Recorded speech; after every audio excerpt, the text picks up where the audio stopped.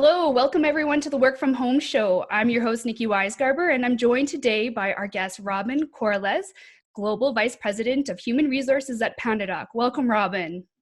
Thank you, Nikki. It's really good to be here. Yeah, I hear that this is your first podcast ever. It is. It's my first ever podcast. I'm super excited to be doing it with you and look forward to an engaging conversation around working from home. Wonderful. Well, we're happy to have you. So tell us a little bit about PandaDoc and your role over there. Sure. So PandaDoc's a document automation software.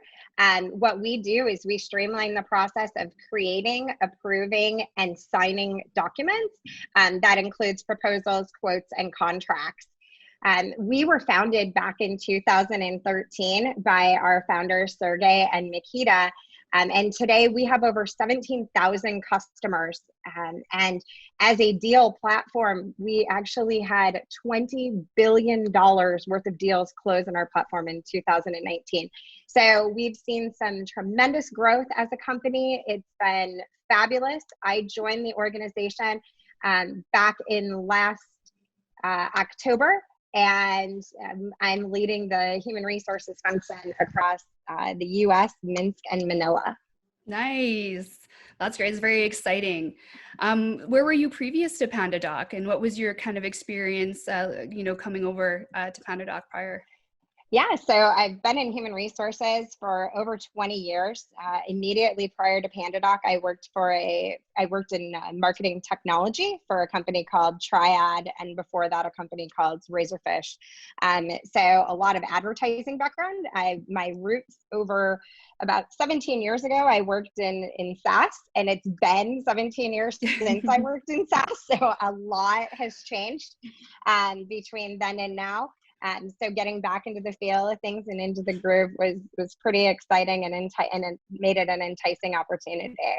Yeah, great. We utilize PandaDoc at Kudos, and let me tell you, it's quite a slick tool. So kudos to PandaDoc for keeping things simple for our teams. I'm really enjoying it as well. Yeah. All right. So let's get into the heart of the conversation and talk about, the transition to working remotely. I'd like to explore a little bit about what PandaDoc has done to help ensure that a successful transition was put into place. So talking about setting expectations and communication best practices and the tools that you are utilizing, or maybe that you just recently implemented to support the transition. Yeah, it's a great question. So we were really good at setting expectations up front. Luckily, PandaDoc was a little bit prepared for this. So we didn't wait until stay-at-home orders started to go into effect before we made our teams remote. So leading up to going remote, we actually did a fun working remotely training session that was put on. And the way that we created the content was we crowdsourced it. So we have a lot of remote employees. Probably about 20 people at PandaDoc work remotely today, and they've been doing it successfully for the bulk of their careers. So we crowdsourced information from them, everything from what are things that they do in the morning, their morning routine to get them ready for work, as well as how they shut down at the end of the day in order to maintain that work-life balance. And we also shared tips and tricks to maintain both physical wellness and mental wellness when transitioning from this crazy, you're used to your commute every day and going into the office, and now you don't have that time to get ready for the transition into work. So how do you mentally transition that, and how do you continue to get physical activity while you're working remotely? So that was something that was really fun. That we did. We're a global platform already, so we already had a lot of the communication tools in place. So we didn't have to do a lot of that, but we did share a lot of best practices and articles with our team members and our managers to really help them get ready to manage this new remote workforce. Yeah. So what tools have you been using the most that you feel are maybe the most effective in helping you with this transition? So we're using Slack to the fullest. So Slack has been extremely helpful for us. We're also testing the limits of Zoom. Last Friday, I lost my voice, which I attribute to so many conference calls instead of in-person meetings, because everybody craves that contact. And then, of course, we're using PandaDoc to keep both our sales moving forward and HR, so that we're able to continue to extend offers and complete our onboarding with new hires while we're in this period. Yeah. But really, Nikki, I think if I were to pinpoint the most effective tool that we've used, it's been empathy and just understanding that our team members have never been in this situation before. And it's not just about working remotely, but it's about dealing with a global pandemic and a lot of fears around that and uncertainty. And so we've had a lot more empathy for our teams as they're experiencing all of this change at the same time. Yeah, for sure. Empathy, it's a big word for sure. And not just, individually, but as, we're all in this together, as that hashtag is going around and the communication is going around. And yeah, it's empathy just in for individuals' circumstances that they're in. Like you and I both have children, and that has completely, thrown our worlds upside down too, just being home with those young children. But then the people who, maybe don't have family that they live with, and making sure that they're okay and that their mental health is okay and they have everything that they need to be and feel supported as well from the organization. So many different circumstances in these crazy times for sure. Yeah. You mentioned, utilizing Slack to its fullest. Can you give me just an example of what that looks like for you guys? Sure. So I can't even begin to tell you how many Slack channels that we have open. I'm going to do a quick breeze. But we have tons of different channels that we utilize. And so each of our teams now so we have a Slack channel for every single team. And then we have created new Slack channels as a result of working remotely. And one of them is a Breakroom that we absolutely love. So it's a place where people can kind of get the water cooler chat during the middle of the day. Our teams use it to share memes. They use it to share stories about how their days are going. We have constant sharing of recipes. We even, as a result of this, we created offshoots of our Breakroom. So now we have a Hungry Panda Slack channel where we share meals and recipes. Yeah. And then we have a Parent Panda or Panda Parents channel as well, where those of us who are working from home with small children now in tow, in the background, where we can share our horror stories, as well as our guidance and support for each other. Yeah. So we've seen a lot of offshoots too, but Slack has been absolutely key throughout this. Yeah, we utilize Slack as well, and there have been a few more channels created, maybe more than a few, but I do find that, having those specific channels that you can either just connect with specific team members or specific groups that, have the same experiences as you, are a little bit more relatable too. I've also found that it's a sense of community for everybody too, and I feel more connected to my team than I ever did before being in the office. I'm wondering if you guys are kind of experiencing the same thing over, at PandaDoc, and what kind of feedback you've received from the employees regarding this connection and moving to the work from home situation. Yeah, so we're finding that we're doing more team meetings now than we did before. So our touch bases are different, right? Like we used to have maybe a once a week team meeting or once a week one-on-ones, and we're just kind of breaking those up throughout the day, or throughout the week, where we might have 2 team meetings, and one of them might start with this also kind of touches on things that we've done for engagement purposes, but we've created like morning coffee breaks and virtual happy hours, and then we have our one-on-ones still within the group, and then we also have like random touch bases. So we're just like checking in on people more and more. The other thing that we're doing that I think is helping with the connection inside of the teams, a lot of the teams have adopted one of the best practices that was shared on working remotely, which was sharing as a team what it is that you kind of worked on the day prior, what it is, like your scrum list for the day. And then anything that you need help on, like where's your blockers? What do you need someone to help you with on the team? And we have never done that before. So we're doing that both as an executive team where we share our daily scrum. And then we also do it, my team does it as an HR and admin team, and we pull on each other where we need help. And so people are able to just jump in and help out, which has been tremendous. So definitely a tighter sense of community across the organization. Yep, I definitely can relate with that for sure. I want to touch a little bit too on, performance and growth reviews. I mean, it's still extremely important to continue those performance conversations and growth conversations. And it's definitely a topic, and I've been getting a flood of questions around this topic as well.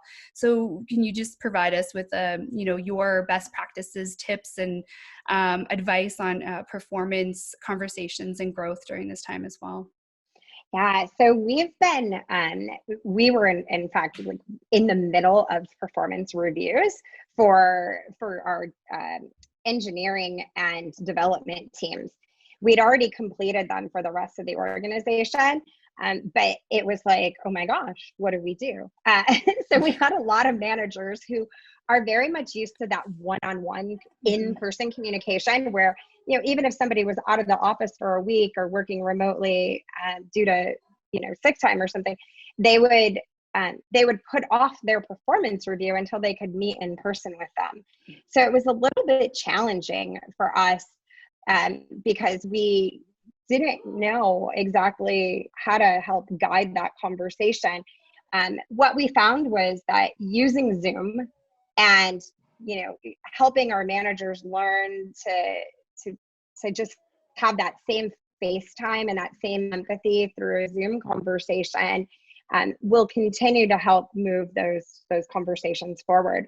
For our growth reviews, it's been really interesting because skills and desirable skills have changed throughout this pandemic. And so we've been able to share with our teams things that we didn't even know were important 6 months ago that they could start to work on today in order to help them flourish in their careers. So we've continued to keep the lines of communication open very consistently. And we've said, just because we're in a global pandemic doesn't mean that we don't need to still continue to grow and develop our teams. We also use Lattice as a communications tool in order to help manage our performance and our one-on-ones, which we find to be extremely helpful as well. Yes, I've heard of Lattice before, and it's come up in previous conversations, and I heard it's a great little tool as well. All right, so kind of talking about the future. So looking out a month or two, past COVID-19, a lot of us had to get used to, moving to. Lost you there for a second. it dialed me right back in though. Oh, well, look at that. We know this happens. Right? Yes. Kudos to Zoom for popping you guys back right in. All right. So talking, about the future and a month or two out from this COVID-19, and, a lot of us had to get used to working remotely and adjusting our routines. And now that we're going to be in it, this is 4 weeks now for us. I'm assuming it's probably about the same time frame for you guys as well. And we're in this for another 4 weeks for sure, if not longer. So when we look at going back to the office, what does that look like for PandaDoc? And, how can you be further prepared for, going back to the office and kind of beyond this COVID-19 pandemic? Yeah, so I think that for us, it's going to look like having a lot more flexibility as far as remote working. So we traditionally didn't have a lot of people who, like I said, we probably had about 20 employees who worked remotely, but most people came into the office every day. So my goal is, now that we've learned to work remotely and we've built this muscle, that we'll continue to offer that flexibility to our teams. And that we will also it will enable us to hire people who are remote without as many barriers as well. Our CEO has the position on this, that if we build this muscle right, we can add, the entire earth to our hiring, to our recruiting platform. So, he's really excited about removing all of the geographic barriers to work. But I think that, the other thing that we will likely do is we'll probably crowdsource again some kind of learnings for people who have transitioned from working remotely to going into offices full time, because it is a transition. Yeah. I remember when my husband, who worked from home for years, he started to work into an office, and he came home one day and he's like, I don't understand how this works, because people like chit chat for the first 20 minutes of every day. They want to know about my weekend. And he just didn't understand, because he was used to being remote and not having any of those interpersonal connections. So I think we can once again crowdsource from people who have been successfully transitioned to being a remote employee to an in-office employee, and give some best practices. Yeah, that's a great way to collect that feedback and then build in those best practices from that feedback. So before we kind of get into some of the wrap-up questions that I've prepared for you, are there any takeaways or any other advice or best practices that you would like to leave our audience with today? Yeah, I would say just make sure that there's that constant connection between you and each of your employees, and that you provide them with outlets to be able to not only share work challenges, but also the personal challenges that they're faced with. We've seen a little bit of lack of productivity in meetings because of the discussion that takes place and the personal check-ins that we're doing. So it's not just jumping right into business, but we're okay with that, because we've also seen an increase in productivity overall as a result of people working from home, which, the experts have been saying all along. People who work from home are more productive, but it's not really all that well recognized. So, the frequent touch bases, we also do some of our teams do daily stand-ups, which have been incredibly helpful for those organizations, especially our sales team and our development teams. So every day they have all team members on a call, and they actually do it twice a day, once in the morning, to share what they're going to, like what their day's like and what are they going to be working on. And then once in the afternoon to kind of wrap up. And they've found those to be extremely productive. But overall, it's really about finding new ways to connect with your team members, and just recognizing that there is this longing for community now more than there ever has been, because people don't have the other outlets that they can utilize, like going out with their friends and enjoying that. So they're looking to work to create an even larger sense of community than we have before. Yeah, no, I completely agree with that too. I think things for me personally are going to be very different when I go back to the office. I think, one, I'm going to appreciate going into work every day. And to have that disconnect from home to work and work to home, right? Because you're kind of crossing some lines at some point during the day. But I think I do appreciate, things that I took for granted before, even more now. So it's kind of interesting. You learn different things about yourself and your team and work in general during times like this. Absolutely. All right. So into the fun part of the conversation. What's your favorite virtual background that you've seen on Zoom calls so far? So I would say that one of my team members continues to change his virtual background, and he dresses the part with it. So my favorite one was he did he put up a mountain range background, and he wore he was wearing a North Face jacket, parka, like completely zipped up, and we live in Florida. I think it was more about the commitment to the background than it was the actual background but he continued, you know, the other day he put up one that was of the Stanley Cup, and it was the Blues holding the Stanley Cup, and he's with them. And so he's got his Blues jersey on and he's super excited about it. Yeah. And it's just seeing the commitment and dedication to the background selection has been pretty impressive. I think it's pretty fun to see the different backgrounds that pop up. It's great. It makes for great conversation too. And it just brings a little bit of comedy to the conversation when, you know, you're probably having some serious conversations, but you just have to, you know, make light of it all. So I think it's great. What's your number one tip for working from home, whether that's professional or personal, or maybe it's a combination or a hybrid of both? So I would say my number one tip is start your day transitioning into working. So find something. What I do is I go for a walk with my daughter each morning. So we bust out either a bike or a stroller and we go for a walk in order to decompress between getting out of bed and getting on the computer.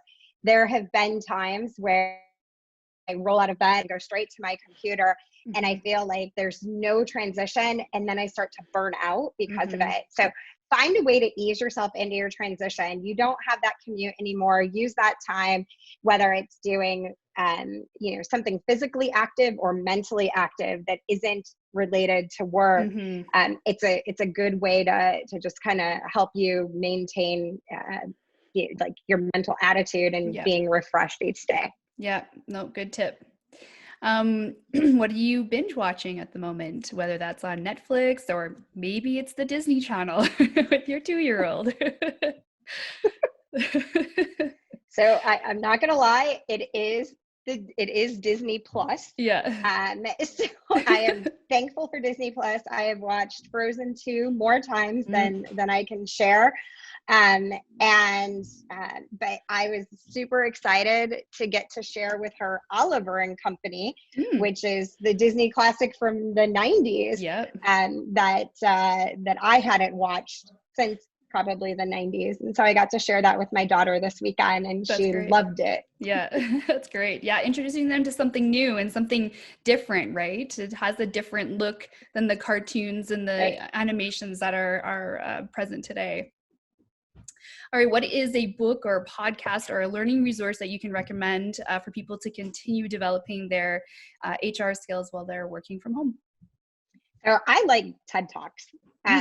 For me, they're short. They're usually pretty impactful, whether it's Simon Sinek or another leadership guru that you can watch and listen to, Brene Brown, you name it. Like, do TED Talks. They're perfect for motivation, and they're usually pretty inspiring, and you can also pick up some small tidbits in small bite-sized chunks. Yeah. I think as long as you're listening to something that you can, you know, grab a small piece of information and that's valuable to you, I think that's super important too. You don't have to, you know, get a full value out of, you know, a 20, 30-minute chat, but as long as you can get a nugget, I think that is significant in itself. What is one positive thing you have seen since our social distancing that you want to always remember? An experience or something you've seen or heard, or, you know, something you've listened to, something you always want to remember from this time frame? So I think my favorite thing is just the genuine human connection that we make with people now. So there have been times where I get on a call with like a vendor or somebody that I don't normally talk to in my day-to-day realm. And instead of having a lot of very superficial conversation, I'm finding there's a lot more deep sense of caring and empathy around, like, we ask, you know, like I'm asked questions like, how are we managing through this? And what are we seeing? And how are we feeling?